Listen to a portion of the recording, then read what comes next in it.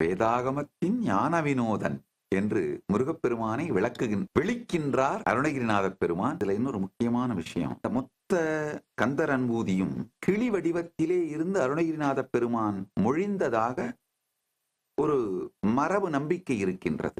வரலாற்று குறிப்புகளிலே இருக்கின்றது. அது மரபு நம்பிக்கையாகவும் இருக்கின்றது.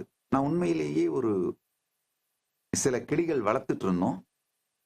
அந்த கிளிகளுக்கு எஜுகேட் பண்ணி பார்த்தோம், இந்த பாடல்களை சொல்ல முடியுதான். உண்மையில் 3 பாடல்களை முழுமையாக அந்த கிளிகளால் சொல்ல முடிந்தது. அந்த வார்த்தைகள் கிளிகளால் மிக தெளிவாக சொல்ல முடிந்தது. நிச்சயமாக அந்த மரபு நம்பிக்கையில் உண்மை இருக்கின்றது. அதுல ஒன்றும் சந்தேகம் இல்லை.